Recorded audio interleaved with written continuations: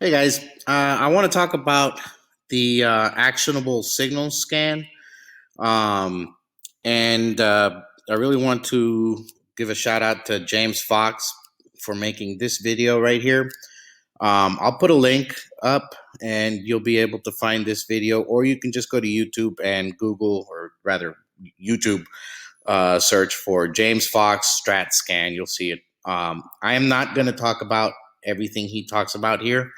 I'm just going to reference this video in the relevant portions of the video that I'm making now. Just because it'll go for, I mean, look, this 15 minutes, and the stuff that I'm going to talk about, you're going to be able to learn how to do here. But I'm just going to focus in on the actual actionable signals scans. So, one of the things he talks about, there is one thing I do want to mention, because he didn't mention it in his video, and I think it's kind of important. So before you do any of this, make sure to go to Setup and Application Settings, and you're going to find the Notifications tab. And when you click on that Notifications tab, it's going to bring you to a page like this. There's the Notifications tab. Make sure that you see your email address and your telephone number and that they are confirmed, because once you have the scan built, you're going to want to get alerts on your phone or your email, because otherwise you're not going to know that this stuff is happening unless you have the platform open and you run a scan at that particular time. So that's kind of an important thing you want to do. The other thing too, and I guess I'll go ahead and mention it now, is like, for example, on Thinkorswim, on the mobile platform, you can't use multi-time frame studies. So when I get an alert on my phone because one of these scans triggered, for these are all daily, I don't just go and buy the shares automatically. I want to get a picture of what's going on. So I actually have, I did a screenshot of the way I have my TradingView app set up, because this is doing some of the same stuff that my studies do on TradingView here, where you get these candle overlays, and it's the MTPC study daily trading range. I've got it set to the daily and the weekly on a 15-minute chart. So I'll get the alert, and then I'll go and I'll pull up the stock on this thing if I'm not at my computer. And that way, at least I know what I'm getting into. I mean, we've got a 1 on the week that went 2 up on the week, and here's a bullish kicking. Yeah, okay, so I might buy it there, right? But like, let's say we see a 1 day breaks to the upside, but I see that we're still in the middle of a 1 week. Maybe I won't buy it there. So do get a picture. Don't just blindly trade based off these alerts. Like, actually look at the chart before you decide to pull the trigger. And so going back to the way that he builds the scenarios, once you've got them built, if you watch this video, you'll know how to build the inside, outside, 2 up, 2 down scenarios. Real briefly, I'm not going to talk about how to do it, but you'll go over here to Patterns, select Patterns, Candlestick, Create, and he talks about in his video what you do here to build it, and then you save it as 1 up, 2, or 1 outside bar, inside bar, 2 up, 2 down. Once you've got those saved, then whenever you go to your Scan tab, and let's just start fresh. Let's remove all the settings here. Remove all the filters, and you go to your Scan tab. You add a filter for study. Go over here, click on this, go down to Custom, delete the one that's already on there, add condition, select condition, study, and you're going to look up whatever you called it. So like, let's say you want to find a 2 up, 2.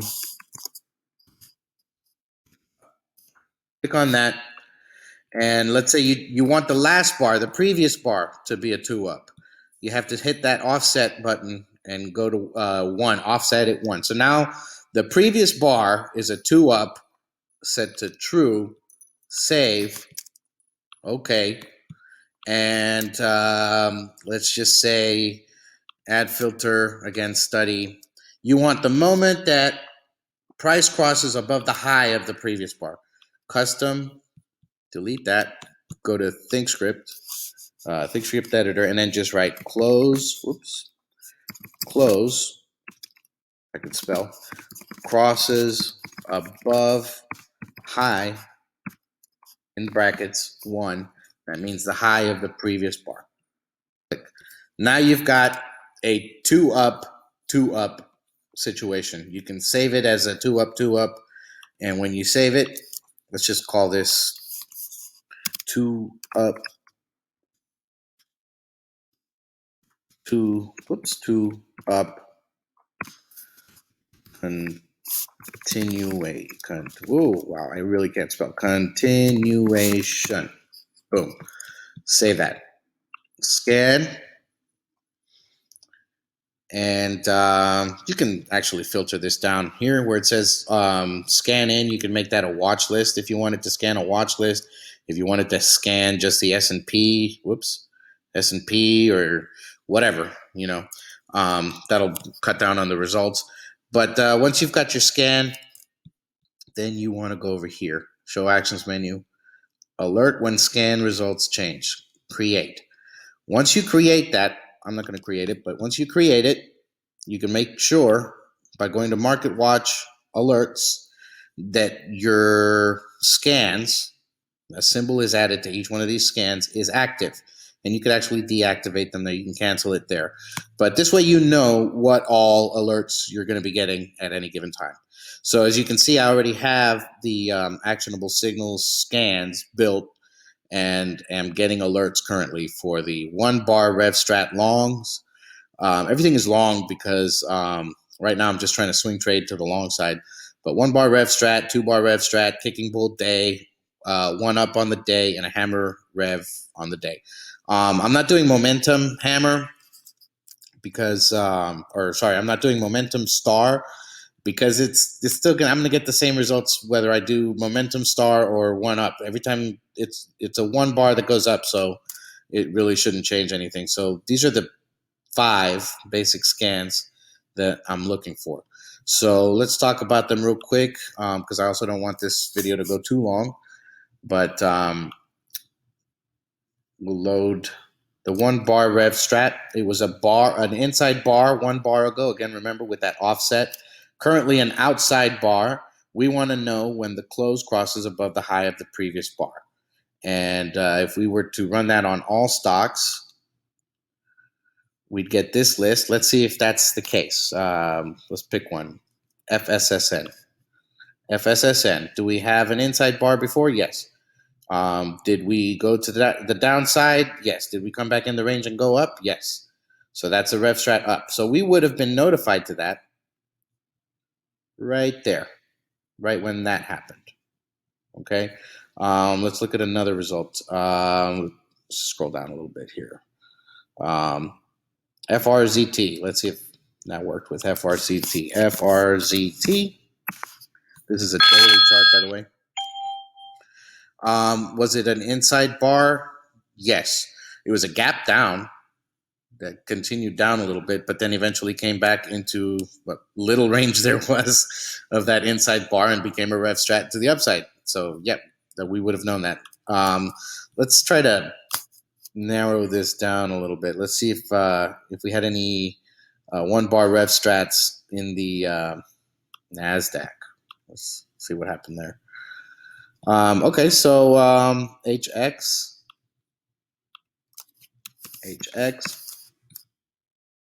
Sure enough, there's the inside bar.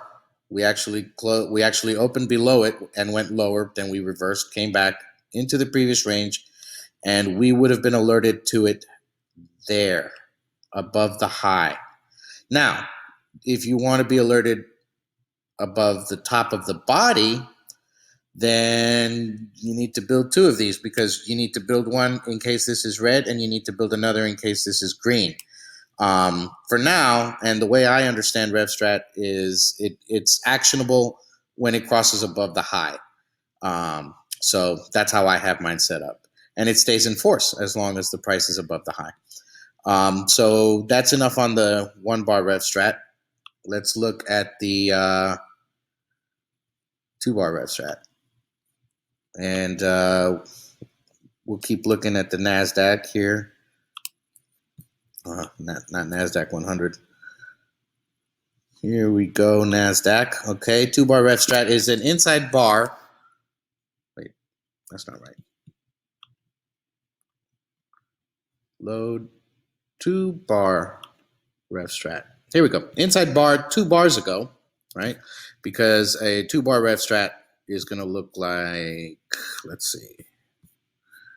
2-bar Rev Strat is going to look like this. You're going to have an inside bar followed by a 2 down, where it comes back into the range and the next bar is 2 up. So instead of a 3 reversal up, you'd have a 2 up. So it just does the same thing, except it takes 2 bars to do it. And so for the scan, we had an inside bar 2 bars ago. That's that offset button I told you about right there. It's got to be set to 2. So it knows to look for that 2 bars ago. A 2 down 1 bar ago.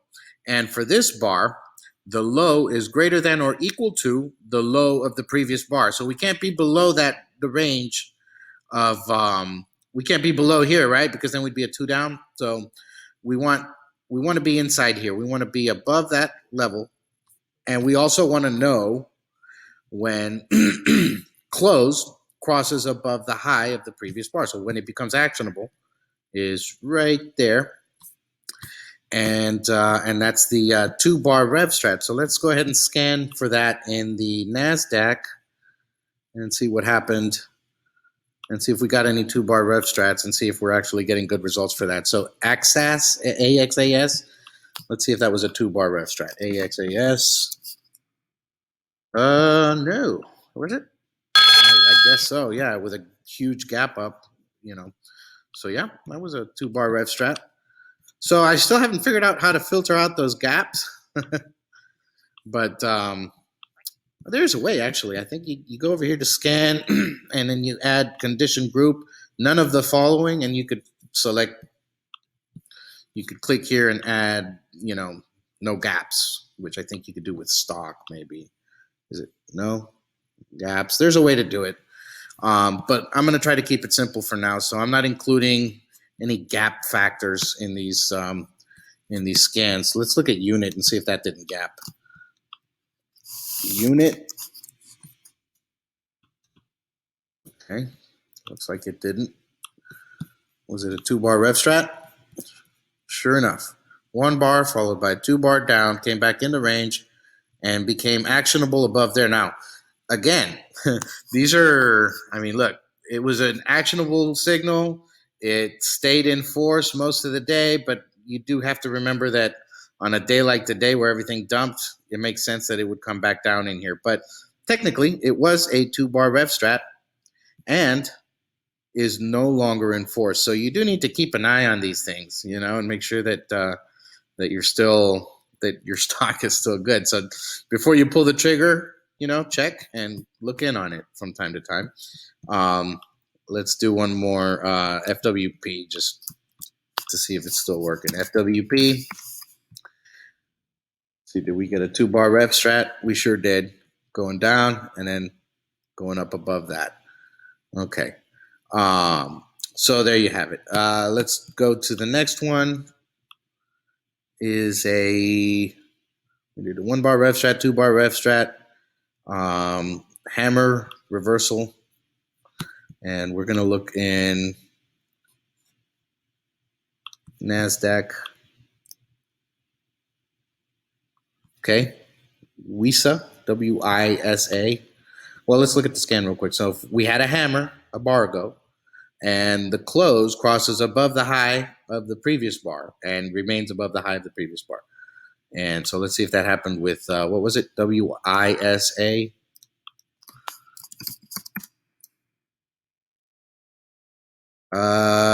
Yeah, I guess that's a hammer. And sure enough, was the other one NSYS? NSYS. Yeah, in a way. So with the hammers and the shooters, I put that study up.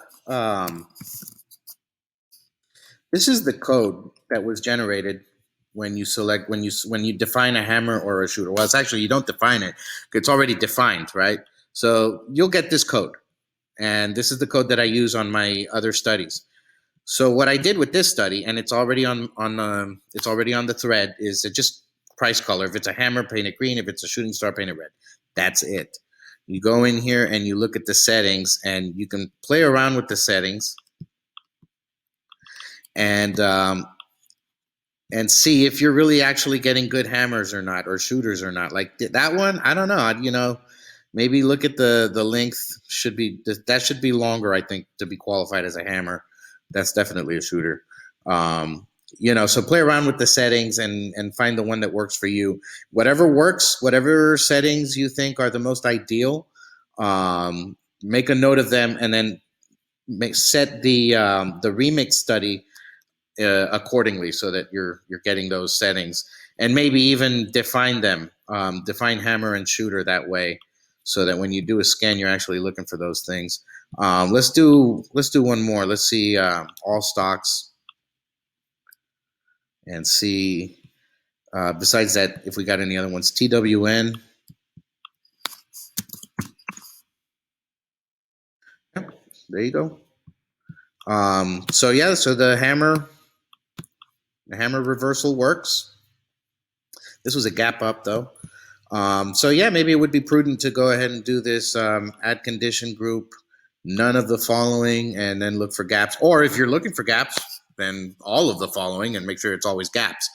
Let's do one more. We did the hammer kicking bull. That's the last one here. So for a kicking bull, the open is greater than or equal to the high of the bar of the previous bar.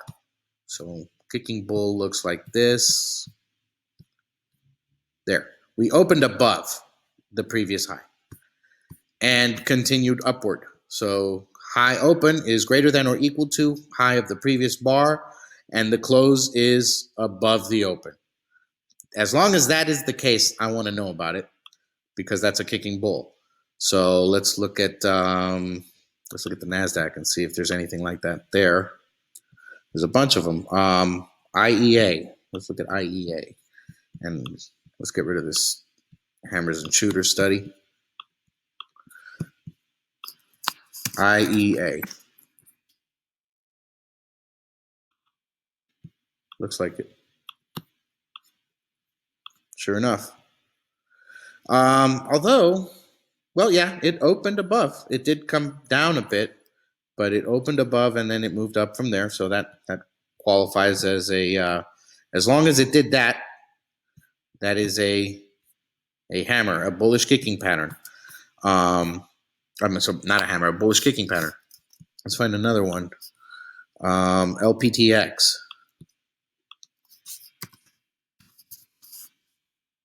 Yep, there you have it. What else was there? MESO.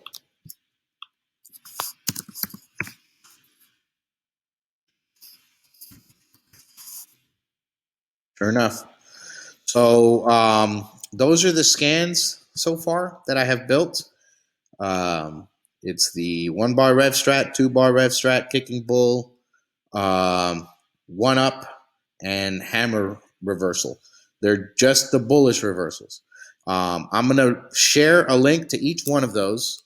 And hopefully by having watched this video, you can figure out, you basically have them do the exact opposite if you want them to go the other way for the bearish reversals or the bearish actionable signals. And yeah, I guess that's it. So if you have any questions, leave them in the comment. I hope you enjoyed this video.